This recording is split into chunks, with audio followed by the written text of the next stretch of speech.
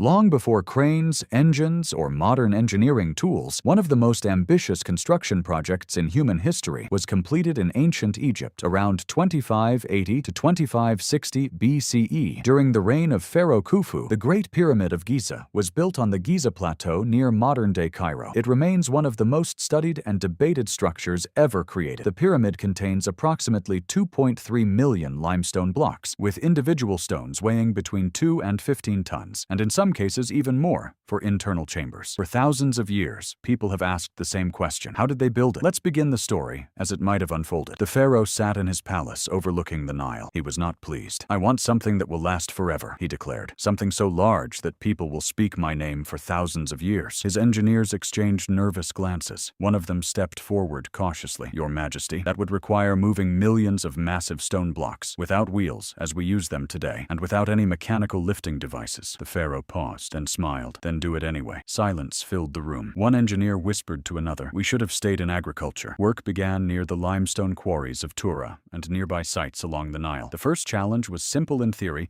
but overwhelming in practice. Transportation. A single block of stone could weigh as much as a small car. Moving even one required coordinated effort from dozens of workers. The workers tested early methods. They placed a large stone block on a wooden sled and attempted to drag it across dry sand. It barely moved. Then someone suggested wetting the sand. They tried again. To everyone's surprise, the friction decreased significantly, and the sled moved more easily. The engineer nodded slowly. This might actually work. Then immediately, everything went wrong. They poured too much water. The sand turned into mud. The sled accelerated uncontrollably. The stone block shot forward, sliding straight into a supply tent, collapsing 3 storage crates, and knocking over a group of workers who had just sat down for lunch. One worker stood up slowly, covered in dust. "I believe I just experienced early retirement." Despite setbacks, construction continued. Historians believe that workers organized ramps to lift stones to higher levels of the pyramid. Several theories exist: straight ramps, zigzag ramps, and spiral ramps wrapping around the structure. Each had advantages and major engineering problems. A straight ramp required enormous amounts of material, possibly longer than the pyramid itself.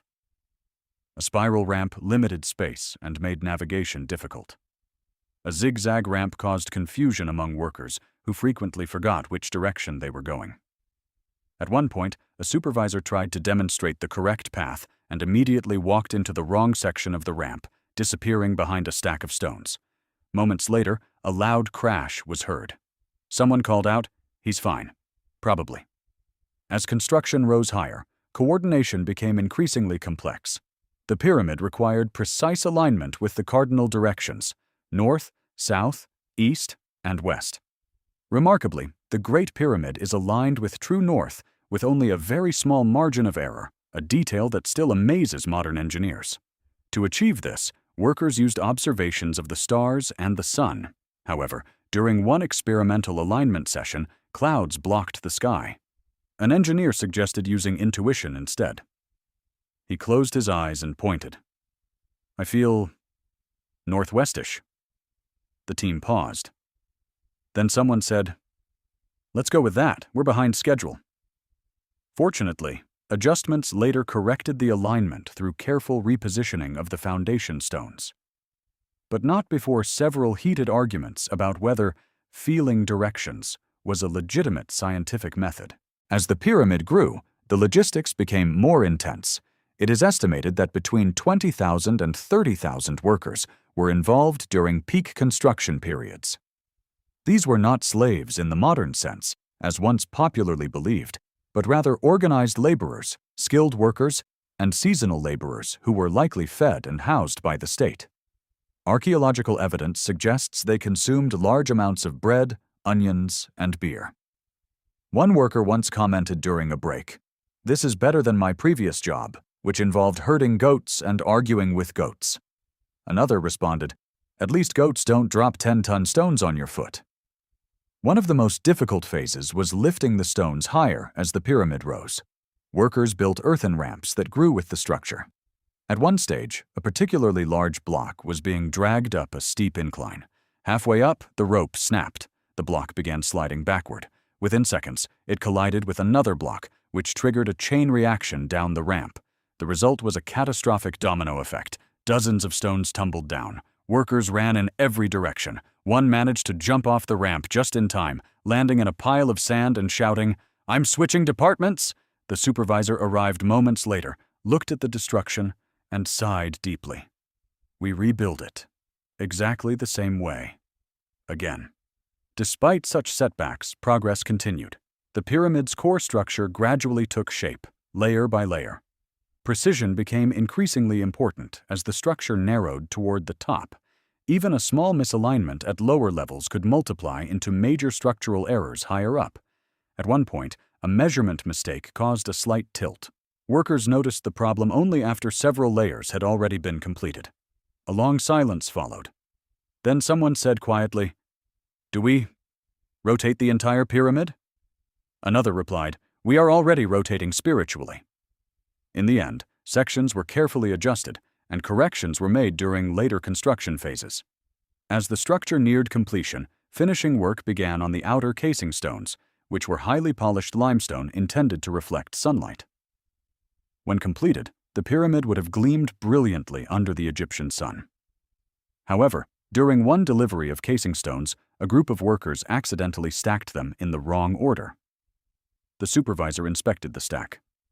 "This is not the correct sequence," one worker replied. "They are all rectangles." A long pause. Then the supervisor said, "Correct them anyway." Finally, after years of labor, coordination, and repeated reconstruction of various collapsed sections, the Great Pyramid of Giza was completed. It stood approximately 146 meters tall, making it the tallest man-made structure in the world for over 3,800 years.